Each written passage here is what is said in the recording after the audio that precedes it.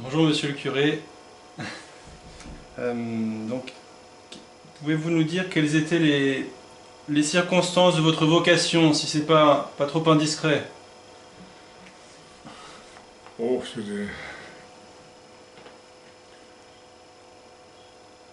l'idée de la vocation m'est venue un jour que je jouais dans la cour de récréation de l'école primaire de mon village. J'étais gardien du but. Il y avait derrière moi une route qui menait à l'intérieur du village. Il y avait un père capucin qui passe et qui me demande si je peux lui indiquer où habitait telle ou telle dame. Je dis bien volontiers. Alors j'ai fait arrêter le match et puis j'étais accompagné ce père capucin jusqu'à la demeure de cette dame. Et en allant, il m'a dit, en me donnant une image, qu'est-ce que tu veux faire quand tu seras plus grand? Je dis, je sais pas. Est-ce que tu aimerais devenir prêtre?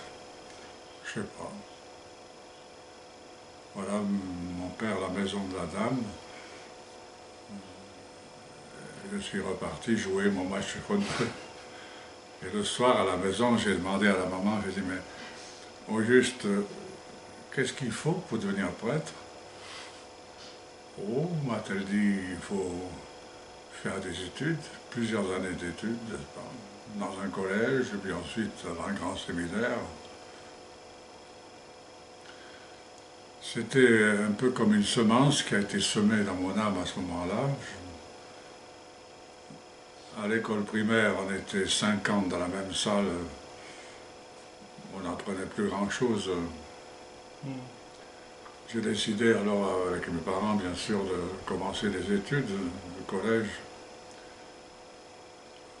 Et puis que j'ai terminé ces études en 1956 par une maturité. Et auparavant, bien sûr, je me suis posé plusieurs fois la question de la vocation. Puis des moments, ça venait très fort à l'esprit, puis d'autres moments, ça disparaissait. Mais à la fin des études, avoir la maturité, on a fait une petite retraite dans les Mayens de Sion. Et c'était un jésuite qui prêchait cette retraite. Il avait mis sur une table des livres. Et moi, je me suis intéressé à un livre qui était La vie de Jésus-Christ. J'étais passionné par ce livre. J'ai fait toute ma retraite là-dessus. Les autres collègues, souvent, ils s'amusaient quand ils ne profitaient pas du tout de la retraite. Enfin, moi, ça m'a fait un bien immense parce que j'ai découvert tout d'un coup très fortement la personne de notre Seigneur. Et puis, je sentais un attrait de suivre oui, l'évangile et puis de répondre à un appel si vraiment il m'appelait, quoi. Vous vous souvenez de l'auteur du livre? Oui, c'était un livre très populaire, je crois, écrit par un père Thivolier. C'est un petit Jésus-Christ, quoi. C'est l'évangile, si vous voulez. Mais l'évangile un petit peu raconté, un petit peu, ouais, pas romancé, non, mais c'est une lecture très attrayante et très attirante aussi. Enfin, ça m'a fait beaucoup de bien. Et alors j'ai décidé de faire ma demande pour entrer au séminaire. Mes parents m'ont dit, bon, écoute, c'est toi qui décides, hein, on te laisse faire. Puis, entre-temps, j'ai dû partir à l'école de recrues. Je suis revenu au bout de 4 mois. Le séminaire avait déjà commencé. Et je suis rentré le 21 novembre 1956, juste au moment où il y avait la révolution hongroise. Et arrivé à la gare de Sion, je rencontre un séminariste de 5e année qui m'a dit, mais tu vas où? J'ai dit, je rentre au séminaire. Il m'a dit, mais moi j'en sors. J'ai dit, comment? Tu en sors? Tu as une semaine du sous-diaconat, tu sors? Oui. Ça m'a frappé. Je suis monté l'avenue de la gare, rentré au séminaire. Le soir accompli, le directeur m'a donné la soutane. Et puis le lendemain, j'ai une retraite d'une semaine en allemand, avec un résumé en français qui m'a suffi pour nourrir ma piété pendant une semaine. Une belle, très bonne retraite. Voilà.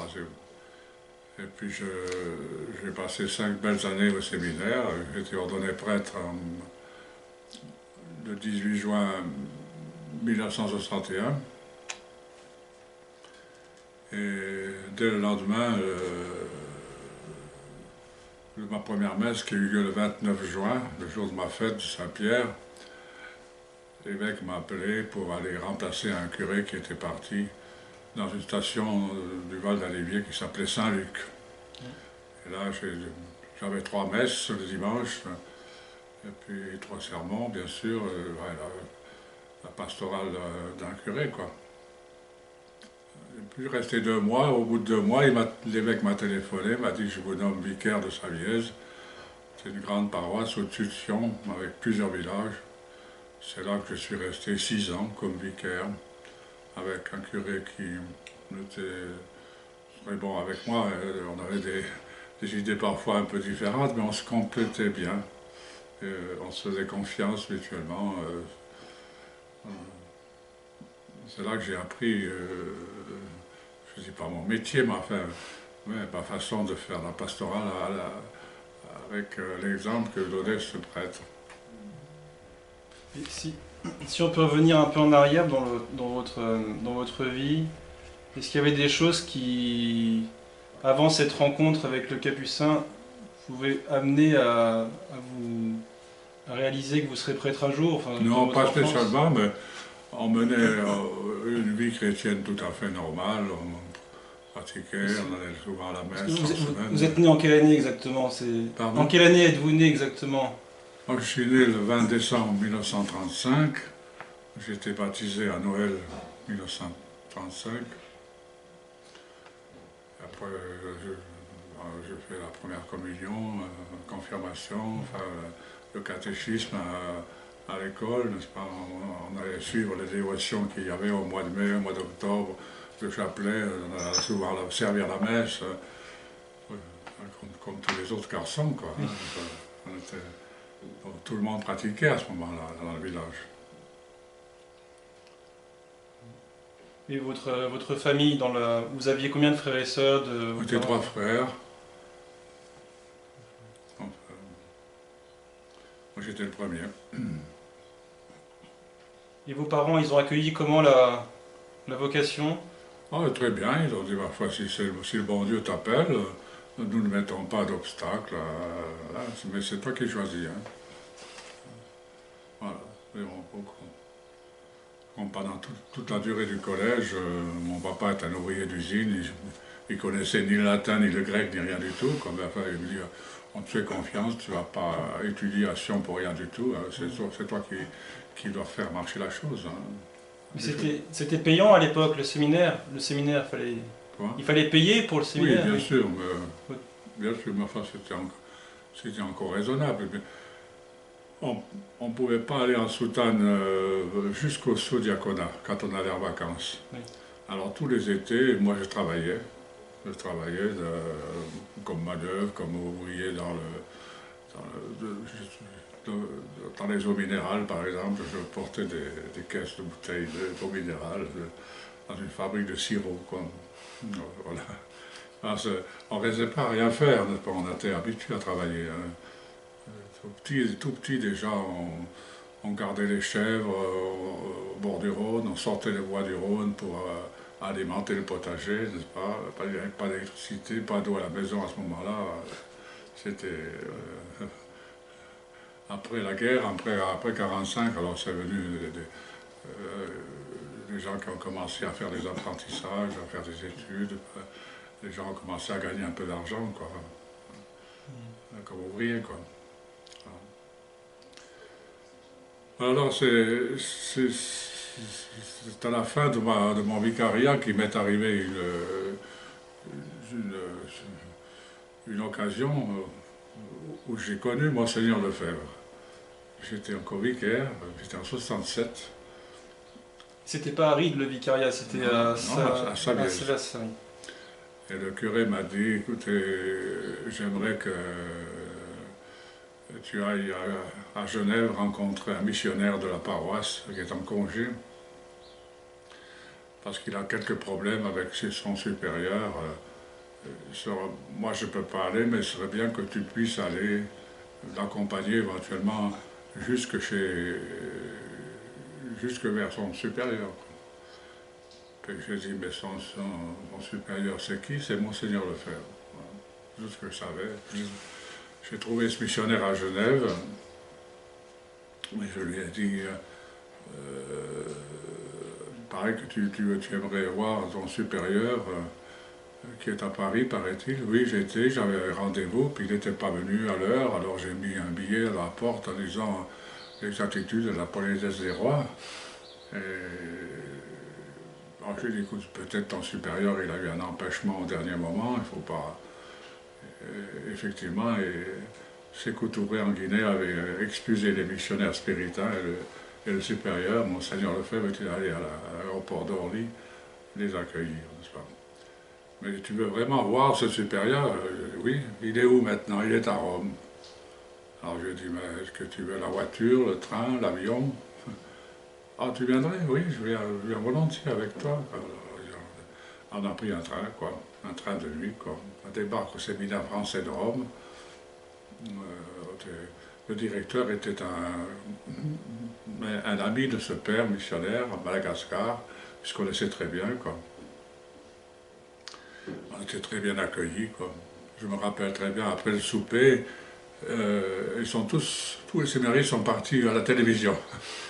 Et je me rappelle parce que c'était le 6 juin, le jour de la guerre des 6 jours entre Israël et l'Égypte. Hein, puis le lendemain, on a été au Monte Mario, chez Monseigneur Lefebvre. Je n'ai pas eu le temps de lui dire qu'est-ce que je venais faire, mais j'ai fait un petit coup d'œil, il m'a compris. Puis j'ai dit, Monseigneur, je vous laisse, moi j'irai à la chapelle prier, puis quand vous avez fini, vous m'appellerez, quoi. Alors au bout d'une heure et demie, il est venu, puis c'est là que j'ai connu Monseigneur Lefebvre, j'étais vraiment surpris, parce qu'il me dit, je lui dis, faites-moi un plaisir, mangez avec nous à notre table aujourd'hui à midi, n'est-ce pas? J'ai dit, mais Monseigneur, c'est trop tard. Non, non, si, je tiens à ce que vous... alors, j'en ai mangé avec l'état-major des Spiritains, et puis j'ai vu comment Monseigneur, il était plein d'attention vis-à-vis de tous ces missionnaires qui étaient autour de lui, n'est-ce pas, comme un bon père de famille. Puis j'ai dit en sortant au missionnaire à Saint-Liaison, j'ai dit, mais tu ne peux pas t'entendre avec un type comme ça? Ah si, c'est un grand missionnaire, mais je veux dire, alors, mets en pratique les conseils qu'il t'a donnés. Puis on est revenu, et puis il a mis en pratique pendant quelques semaines, et ensuite il s'est engagé à l'ONU dans la guerre de Katanga, quoi. Et après il a été à la guerre de Liban pour la Croix-Rouge, etc. Puis finalement il a marié une Libanaise. C'était fini comme ça. Et alors, ça c'était au mois de juin 67. Et le 11 juillet, j'ai été nommé curé de Ried. Pour quelle raison particulière Ben non, j'étais ce jour-là en train de confesser des retraitants dans la maison de retraite du diocèse. Quand un confrère me dit, Monseigneur l'évêque a passé, il a demandé que si je te voyais, il fallait lui dire de passer à l'évêché. Alors c'est ce que j'ai fait. Mais en entrant à l'évêché, en moi-même, je lui dis, mon cher ami, toi tu rentres ici, vicaire de Savièse, et tu sors curé de Ried. Puis Jean, bonjour Monseigneur, bonjour Monsieur le vicaire, je vous nomme curé de Ried. Ça n'a pas été une minute. Avez-vous une objection? Non, Monseigneur, pas spécialement, quoi. Vous devrez construire une église, etc. Bon. J'ai su un peu plus tard que le poste avait été refusé par plusieurs, personne ne voulait venir. Enfin, c'est moi qui ai été choisi. Voilà. Et puis, j'ai été installé comme curé de Ried le 10 août 67, sur la fête de Saint-Laurent, qui est le patron de la paroisse de Ried. j'ai voulu faire du retraite d'abord. Je suis parti, je me suis arrêté à la Salette. C'était un dimanche. La retraite commençait dimanche soir. J'ai demandé au père de la Salette si je pouvais dire la messe. Il a réfléchi un peu, puis il m'a dit oui, oui, eh bien c'est vous qui chanterez la grand-messe à l'endroit où la Sainte Vierge est apparue. J'ai dit, moi? Oui, bon. Alors j'ai eu cet honneur de célébrer la messe. Et ensuite je suis parti faire la retraite, puis je suis rentré pour le 10 août. Avec 2 enterrements, j'ai commencé 2 enterrements. Et le 13 août, Notre-Dame du refuge des pêcheurs, j'ai été installé par le vicaire général, ici à Ried. Voilà, puis entre-temps, bien sûr, Écône était habité par les chanoines du Saint-Bernard. Alors j'ai été leur dire bonjour, quoi.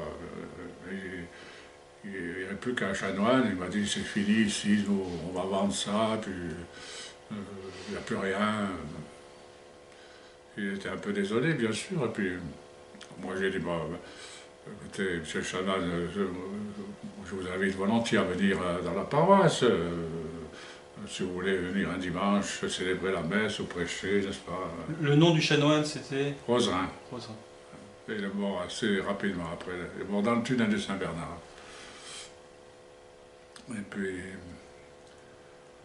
et là justement, quand j'étais pour le voir, j'ai sonné à la porte, et puis personne venait, je me suis rendu à la cour intérieure, là, puis j'ai regardé un peu autour de moi, et là j'ai eu comme... parce que j'avais été au séminaire français pour voir ce missionnaire, je me suis vu comme dans la cour du séminaire français, mais comme une sorte de vision rapide. Je me suis secoué la tête, j'ai dit, mais tu fous quoi? Ici, là il y a les poules, l'élevage des poules, là il y a l'élevage des veaux, là il y a le hangar des outils, là... Plus tard, j'ai dû reconnaître, c'était la réalité, j'ai eu une vision de la réalité. À l'endroit même où j'ai vu ça, il y a la statue de Saint-Pédis. Et le séminaire, bon. Et puis entre-temps, en 68, les chanoines ont vendu cette maison, le 31 mai 68. Et là, parmi les acheteurs, il y avait 5 laïcs. Je me suis lié avec particulièrement l'un d'entre eux, Alphonse Pedroni, qui était un homme, un entrepreneur, qui commençait toutes les journées par le rosaire et la messe. Et puis... C'était un chevalier de Notre-Dame, c'est ça? Aussi, chevalier de Notre-Dame, avec les autres qui étaient... il y avait 5 acheteurs et j'étais chevalier de Notre-Dame. Rosis, Lové, le frère de Pedroni, Marcel aussi. Peut-être le dernier Genoux, je ne sais pas s'il était lui, peut-être pas. Ça n'a pas été conseiller d'État, lui. Et puis, Alphonse Pedroni m'a dit un jour, vous êtes le curé de Ried, le curé d'Écône, Écône est sur Ried, j'aimerais que vous veniez avec moi à la chapelle, Notre-Dame des Champs, pour voir qu'est-ce qui reste encore, qu'est-ce qu'ils ont laissé, les chanoines. Il n'y avait plus rien du tout, c'était délabré et tout. À la sacristie, il n'y avait plus rien. Et Alphonse Pedroni, il pleurait, pleurait. Et moi, j'étais ému, quoi. Je l'ai consolé, j'ai tapé la main sur l'épaule fortement. Alphonse, on chante un Salve Regina ici, dans cette chapelle, pour qu'à nouveau la messe soit célébrée. On a chanté tous les deux très fort. On était exhaustés, il ne faut pas dire le contraire. Et puis alors, entre-temps, Monseigneur Lefebvre, en 1969, avait ouvert une maison à Fribourg, hein, avec une dizaine de séminaristes, puis c'était trop petit, alors il est venu à Fuilly, prêcher de retraite aux filles d'école ménagère. Le curé de Fuilly était un condisciple de lui au séminaire français. Alors ils s'entendaient bien, ils se connaissaient bien, ils ont parlé, et puis ils ont dit, mais il faudrait que je trouve une maison plus grande. Alors le curé de Fuilly dit, mais justement, il y a 5 laïcs ici qui ont acheté la maison du Saint-Bernard, elle est vide, pas... si vous voulez, Monseigneur, la visiter, n'est-ce pas?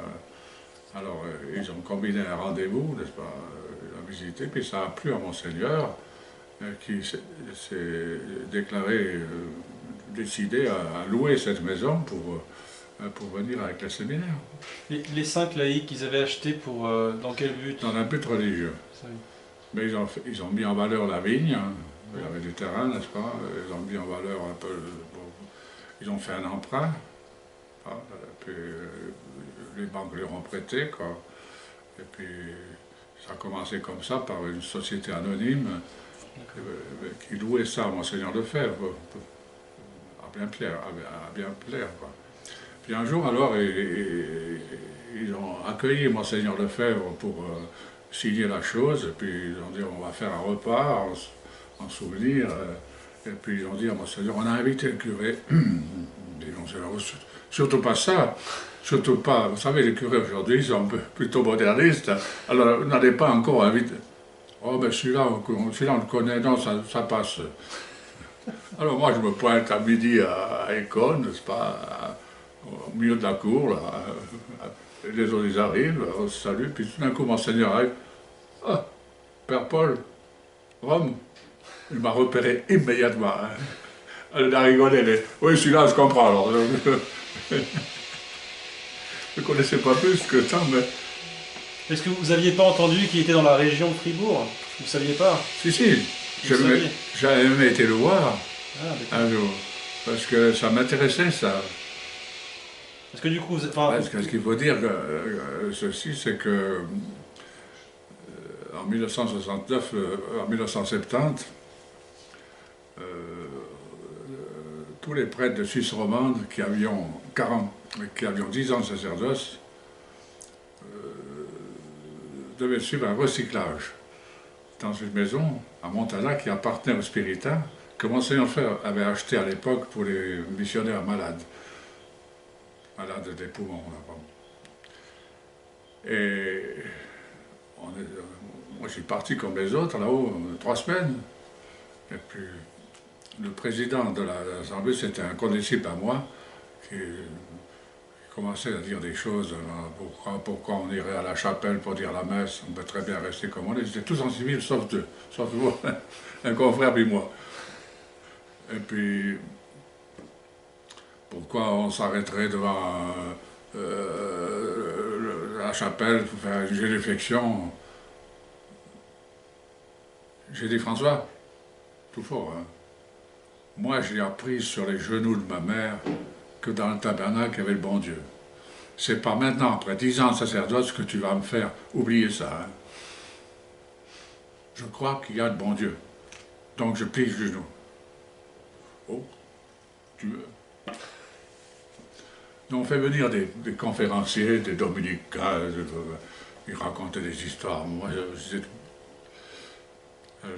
le père Diégé, je me rappelle, c'est comme dans ces fonds de vallée, du Valais, n'est-ce pas, quand les gens entendent sonner la cloche du village, n'est-ce pas, ils courent à la messe par superstition.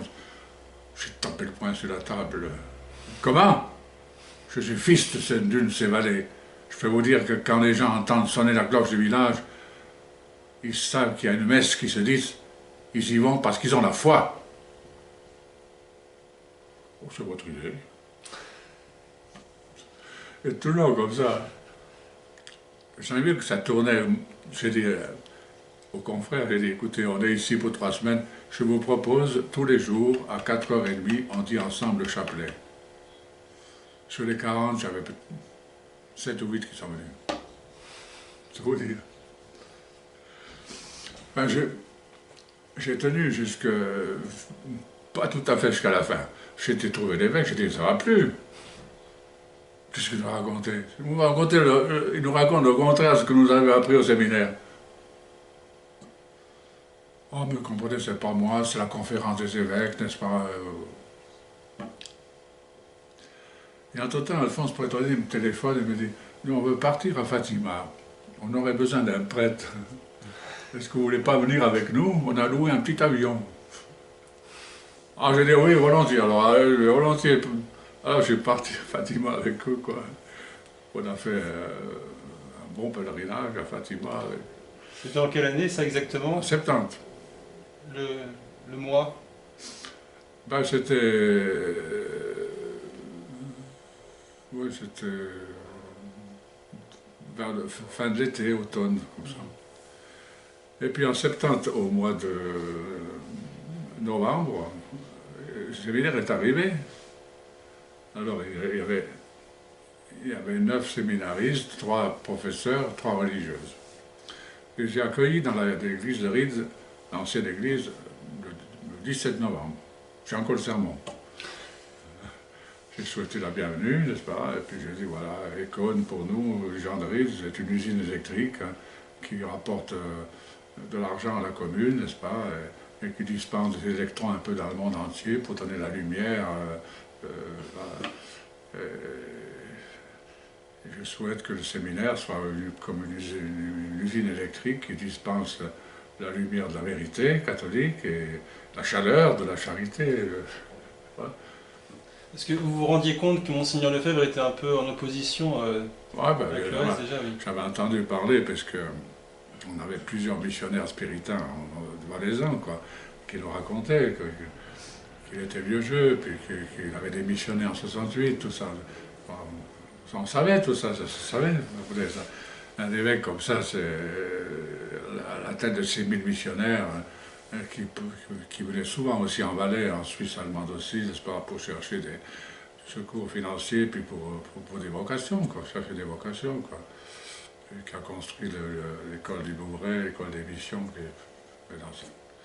Enfin, faut-il qu'en 1970, c'était une année un peu décisive à cause de ce recyclage, j'ai compris. Alors, je suis revenu de Fatima, j'ai dit, non, on ne peut pas laisser les choses comme ça. J'ai repris le rosaire tous les jours. Et la messe, comme le concile. Épître et évangile en français, c'est tout. Alors, et j'ai repris alors il y a des paroissiens qui étaient inquiets, disaient mais vous allez perdre la paroisse. J'ai commencé une Troïbourg et la Tarédéi, personne ne répondait. Hein. C'est dur au début. Mais le rosaire, ça a aidé les gens, vous êtes de plus en plus, n'est-ce pas? Ah, vous faisiez le rosaire dans la paroisse? Dans l'église. D'accord, oui. Ouais. Puis le catéchisme pour adultes, je faisais aussi. Il y avait toujours plus de monde. Alors qu'autour, ils ne le faisaient pas, ça, il y a personne qui... Non, mais moi, je m'étais rendu compte que les gens ne savaient plus rien, quoi. Y compris les curés, quoi. Ou bien ils ne se donnaient pas de la peine. Enfin, toujours est-il. Et puis, il y a eu... entre-temps, j'ai dû construire l'église, on a dû faire un concours d'architecture. Il y avait la crise du bâtiment, il y a eu 45 architectes qui ont concouru, c'est une église moderne. J'ai essayé de sauver l'essentiel, mais j'ai souffert. Hein. Et puis, là, souvent, je me suis trouvé devant un mur, il n'y a pas d'argent. Alors, je me suis tourné vers Saint-Joseph. Saint-Joseph, il m'a donné toujours des coups de main. Hein. Et elle a réussi à faire la bénédiction, la première pierre, ensuite on a commencé les murs, tout ça, puis on est arrivé finalement, il manquait plus que le toit, la charpente, tout ça, puis il n'y avait plus d'argent. Puis mon comité il était, mais non, on arrête. Je dis, comment? On ne peut pas arrêter comme ça, on va mettre un toit quand même à l'église. Ah, on n'a plus d'argent, on arrête. Non, non, non. C'était au mois de juillet 70. J'ai commencé une neuvaine à Saint-Joseph. Dans la neuvaine, j'ai reçu un don de 150 000 francs, un prêt de 150 000 francs et un don de 30 40 000 francs. J'ai reconvoqué le comité, puis j'ai dit voilà, j'ai tout expliqué, la neuvaine et tout, Saint-Joseph. Poser les yeux comme ça. Ils m'ont dit mais c'est vrai ce qu'on racontait ou quoi? J'ai dit voilà, la preuve. Vous voyez, la preuve bancaire. Hein. J'ai dit alors, qu'est-ce qu'on fait? Oh, on serait les imbéciles de ne pas continuer si on a de l'argent. J'ai dit oui, mais j'ai promis à Saint-Joseph. J'ai été d'abord trouver l'évêque, j'ai dit vous réserverez le 8 décembre. J'ai promis à Saint-Joseph de faire consacrer l'église le jour de l'Immaculée. Hein. L'architecte qui m'a pris pour un fou, il a dit c'est impossible. Ils m'ont fait tous les... J'ai dit Saint-Joseph, débrouillez-vous. Hein. Il y a eu la guerre jusqu'à la veille. Hein. Mais on a consacré l'église le 8 décembre 1972. Et puis, l'évêque est venu pour consacrer. Je dis, Monseigneur, alors quelle messe vous voulez dire? Alors, voilà l'ancien missel, voilà le nouveau. Il a pris le nouveau, puis je dis, n'oubliez pas, à la fin de la messe, de consacrer la paroisse au cœur immaculé, c'est la fête de l'Immaculée aujourd'hui. Je dis, tiens, hein, ah oui, lui qui prêchait très très bien, mais là, il n'était pas à l'aise. Hein, il était moins qu'il était tourmenté. Et puis, quand arrivait la communion, des gens qui étaient contre moi, ils en sont précipités pour demander la communion dans la main. Et moi, j'ai dit à celui qui était diacre, qui s'appelait Maurice, je dis, Maurice, va tenir le plateau à l'évêque. Oh, il dit, obéis, c'est moi qui commence, va tenir le plateau à l'évêque. Il arrive avec le plateau juste au moment où l'hostie tombait dans le béton, il y avait encore du béton là. L'évêque a tout eu, quoi. Puis arrivé à la fin de la messe, j'ai dit, Monseigneur, n'oubliez pas la consécration, cœur immaculé. Il se tourne vers moi, je ne sais pas, je ne sais plus dire ça. Vous n'avez pas un livre, quelque chose? Moi, j'avais tout en poche. J'ai donné le livre. À la fin, tout le monde était heureux, c'était une grande fête. Lui, il était encore plus heureux que nous, quoi. Et ce que j'ai vu ici aujourd'hui, ça tient du miracle. Parce que, en tant que chanoine de Saint-Bernard, ils avaient le séminaire à l'époque, ils venaient aussi de temps en temps à Rite, n'est-ce pas? Il est très peu qui pratiquaient, n'est-ce pas? Voilà. Mais l'évêque, il savait que vous aviez rencontré Monseigneur Lefebvre, il connaissait un peu les relations que vous aviez. Puis je connaissais bien les deux, du reste. Oui, c'est ça, oui, c'était Monseigneur. Il m'a demandé 2 fois de l'amener à Écône. 2 fois, je l'ai ramené à Sion, et il me disait, oh, je suis content de savoir que la maison Saint-Bernard a repris une vie religieuse, n'est-ce pas? Jusqu'à ceux qui l'ont nommé président des évêques suisses. Alors là, elle a commencé à dérailler, quoi. Vous pouvez rappeler le nom de l'évêque? Nestor Adam? Nestor Adam, c'est ça. Oui, le premier nom, Adam.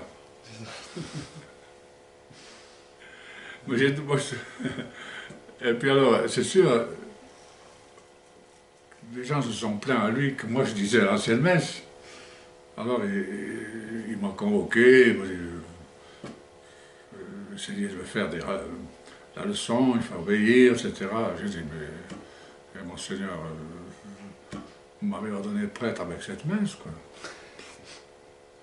Et puis la messe Saint-Pie V, c'est permis, elle bulle, comprimum. Tous les prêtres, ils ont le droit de dire cette messe sans problème. Hein. C'est écrit en toutes lettres. Hein. Oui, mais vous avez l'avalanche qui tombe, n'est-ce pas? Pourquoi vous mettez dessous? J'ai dit, Monseigneur, quand il s'agit de la neige, je comprends, il ne faut pas se mettre dessous. Hein. Mais quand il s'agit de la foi, oui, il faut se mettre dessous, puis arrêter, hein. Faire barrage. Et une seule fois, il s'est énervé avec moi, il a tapé le poing sur la table. Il a dit, si seulement vous étiez un mauvais prêtre.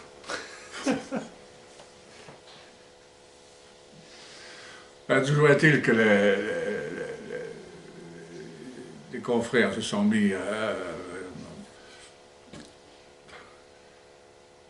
alors finalement ça aboutit à ma destitution en 1975, le 6 juin, le jour de la fête du Sacré-Cœur. Je reçois une lettre de l'évêque en disant dès le 22 juin à minuit vous ne serez plus curé de Rite. Alors je suis parti à Rome pour défendre ma cause. J'étais à la congrégation du clergé, puis l'évêque qui m'a reçu là, il m'a dit, mais des prêtres comme vous, on a reçu l'ordre de la secrétaire d'État, on ne discute pas, c'est liquidé. Hein. Alors moi je vous donne un conseil, vous avez 40 ans, hein, faites semblant de dire devant les gens la nouvelle messe, et en dedans de vous, vous dites l'ancienne. Je dis non, moi c'est pas possible alors. Hein. Je dis d'emblée, entre 2 chaises comme ça, moi j'arrive pas. Hein. Et ou bien. Elle m'a dit, si moi je faisais comme vous, alors moi je perdrais ma place.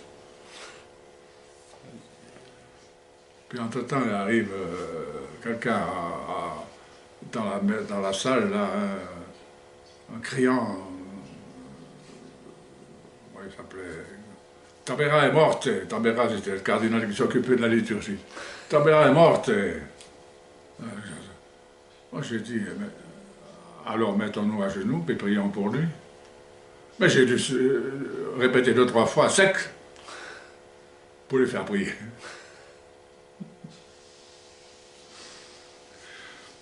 Et puis, j'ai fait tout le tour des cardinaux, tout ça même. Inutile, quoi. Puis quand je revenais, je racontais aux gens ça, ce que j'avais vécu, quoi. Puis le 22 juin à minuit, elle a fait une veillée de prière pour le pape. Et puis, à minuit, je suis sorti avec le tabernacle, le bon Dieu, rien d'autre. Vraiment? Et dehors, devant la porte, il y avait la télévision. C'est pas moi qui ai fait venir. La télévision. Ça s'est répercuté dans la Suisse, puis à Érosée après. Il y a même des gens qui sont convertis en regardant cette scène à la télévision. Est-ce que vous aviez le tabernacle dans les mains et vous sortiez de Oui, l'église comme ça? Bien sûr. Enfin. Puis le lendemain matin, je me suis trouvé dans la cure avec le bon Dieu.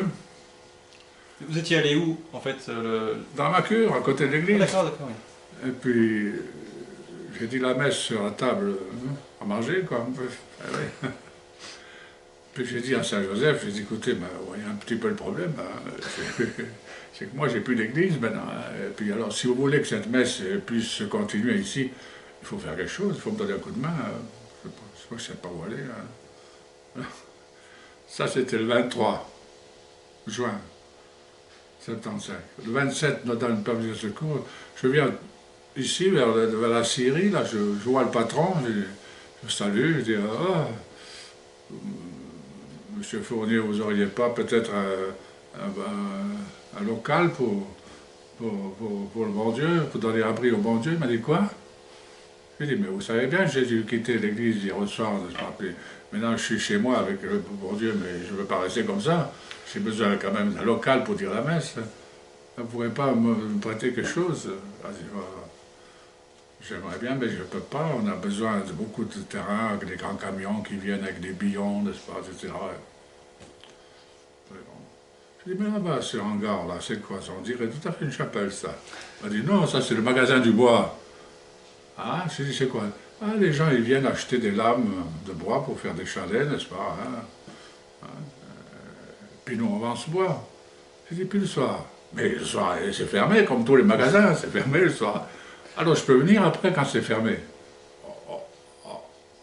Après tout, oui, si vous voulez. Il a dit oui. Ça, c'était le vendredi. Le samedi, je suis parti acheter des ornements, j'avais rien. Même pas une paire de burettes, rien.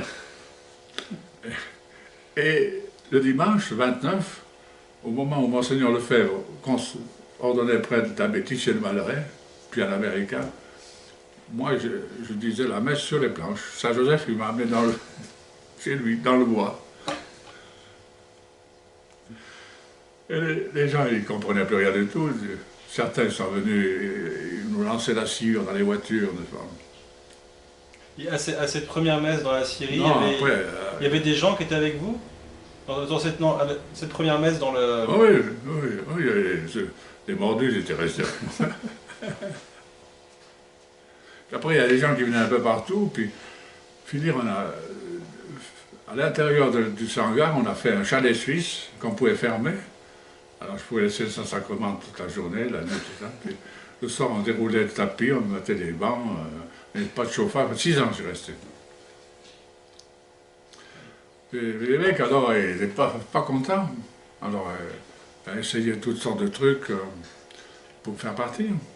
Ils m'ont proposé un poste en Allemagne, un poste en Afrique. J'ai dit, écoutez, Monseigneur, moi, finalement, vous savez, moi, je ne veux pas être un mercenaire. J'essaye, comme je peux, d'être un bon pasteur. Je ne quitte pas mon troupeau. Je reste. Tu n'es pas content? Il m'a dit, mais le pape, j'ai dit, le pape, qu'est-ce qu'il a le pape? J'ai été trouver le pape, il m'a dit. J'ai posé la question, j'ai chez moi un prêtre, il dit que la messe Saint-Pie V, elle n'est pas interdite, n'est-ce pas? Et puis, là, vous direz bien à ce prêtre, n'est-ce pas, que c'est mon intention, la presse Saint-Pie V, elle est interdite, qu'il prenne la nouvelle. Alors je dis très bien, monseigneur, la prochaine fois que vous verrez le Saint-Père, vous direz de ma part, avec tout le respect que je lui dois, que c'est impossible que cette messe soit interdite. Et que ça ne suffit pas d'écrire une lettre à moi. S'il veut la rendre interdite, il faut qu'il écrive une lettre à tous les prêtres du monde. Mais il sait très bien qu'il ne peut pas. Parce que Saint-Pie V, il a fait une bulle intouchable. Vous la connaissez, monseigneur. Vous êtes juriste. Vous savez très bien. Il était bon. Que le pape veuille faire une nouvelle messe, moi je ne peux pas l'empêcher s'il veut faire une nouvelle messe. Mais l'ancienne messe n'est pas interdite. Et moi je dis l'ancienne messe. Celle avec laquelle vous m'avez ordonné. Hein. Après, c'est vaché depuis... Moi je lui écrivais chaque année, l'anniversaire. Chaque année il répondait. Toujours est-il que les gens venaient de plus en plus nombreux. Puis moi, bien sûr, moi, j'avais comme paroissien Monseigneur Lefebvre, alors j'allais trouver Monseigneur Lefebvre, lui demander des conseils, qu'est-ce qu'il faut faire, etc. Lui, il m'encourageait. Il me dit, il faut tout recommencer à zéro. Il faut que vous mettiez dans la tête qu'il vous faut faire des petites paroisses. Alors j'ai pris mes laïcs, là, tout ça, puis on a commencé à faire des chapelles un peu partout. Et Monseigneur nous encourageait. Hein. Les chapelles ici, bien sûr, ensuite à Martigny, à Sion, à Sierre, à Monté, partout. Parce que ça, c'était... enfin, Icône n'avait pas d'apostolat autour au début, enfin, ils avaient pas... Non, mais ils venaient nous aider le dimanche. Ça. Et Monseigneur disait, je veux que mes professeurs ils sortent le dimanche. Il faut qu'ils voient ce qui se passe. Ils arrêtent de rester dans les livres, il faut... C'est un visionnaire, quoi. Est-ce que vous aviez des relations avec Icône, du coup, à ce moment-là, depuis... Ah, bien sûr, parce que c'était mes paroissiens. Oui. Puis les séminaristes qui venaient, ils étaient intéressés par mon histoire. Peut-être c'est pas tous les jours, l'histoire. Puis le père Mariel encore, bien sûr, lui... L'histoire du père Mariel. Il était curé de Marseille. Il a fait une retraite avec le père Vallée. Ça l'a emballé. Il a demandé à l'évêque de Marseille de devenir religieux, Il a prêché des retraites. Le père Vallée était jésuite, il est sorti des jésuites avec la permission pour faire des retraites en 5 jours au lieu de 30 jours. 30 jours, les gens n'ont pas le temps. Hein. Il y avait un succès fou en Espagne. Des centaines de gens qui ont fait la retraite et sont morts martyrs à la guerre d'Espagne. Hein. Après, il est venu en France, à Chabeuil, dans l'ancienne usine, et a commencé. Après, il est venu ici en Valais. Le père Barrière est venu aussi. Puis un jour, 6 heures du matin, sonne à la porte de la cure. Je vais ouvrir. Père Barrière. Père Barrière. Qu'est-ce que vous faites à des heures comme ça? Ah, je reviens de Saint-Damien. Ah oui? Ah, qu'est-ce que vous pensez? D'abord, je veux dire la messe. Ah oui, on va à l'église, alors. Alors, mon cher père Barriel, quelle messe vous voulez dire, alors? Bon, vous savez bien, nous, les religieux, on doit obéir, n'est-ce pas? J'ai dit, mais ici, on n'est que les deux. Ah, voilà l'ancien missel, moi je fais le serment de messe, vous faites le célébrant, d'accord? Ben d'accord. Alors, il a célébré la messe, arrivé à la sacristie. Il m'a sauté au cou, il m'a embrassé, hein, comme un sudiste sait faire. Hein. Ah, c'est ça, c'est ça, c'est ça. J'ai dit, ben, c'est le moment de réfléchir. Hein. Vous ne faites rien du tout là-bas, à Vieux-Zélanvaux, là-bas, à Dorbihan, là-bas en France, c'est pas. C'est ici le cœur de la bagarre. Ici, Monseigneur Lefebvre est arrivé. Vous devez venir ici. J'ai fait venir 4 ou 5 laïcs pendant toute la journée, on l'a seringué comme il faut. Hein. Qu'il est reparti fouetté comme il faut. Hein. Je veux dire, il nous a dit, si le supérieur me donne la permission, je suis avec vous. Ça, c'était en février. Février quelle année? Alors, C'était en février 1900, je ne me rappelle plus. Au mois de mai, le jour de la fête du Père Vallet, il a reçu la permission. Il est arrivé ici. Il a été nommé aumônier séminaire. Il fallait voir, ce vieillard, il enthousiasmait les jeunes. Il voulait à tout prix faire la branche fidèle, le Père Vallet. Il cherchait des maisons partout, il ne trouvait pas. Hein. Bon. Je lui ai dit, écoutez, Monseigneur, Père Variel, vous voyez bien, feu rouge, feu rouge, feu rouge. C'est pas ça. Allez trouver Monseigneur Lefebvre. Demandez-vous un conseil, qu'est-ce qu'il pense que vous devez faire. Il faut arrêter de courir après toutes les maisons comme vous. Alors il est allé, puis Monseigneur Lefebvre lui a réfléchi, puis il a dit, mais mon père, pourquoi vous voulez faire ça? Ici, vous avez des jeunes qui viennent du monde entier, par différentes langues. Hein? Mais inculquez-leur le virus des gigacis Satignas, et ils seront capables, dans quelques temps d'ici, de prêcher dans les différentes langues. C'est ça que vous allez faire. Ah, il est venu chez moi. Vous voyez, les bons conseils de Monseigneur. C'est ce qu'il a fait.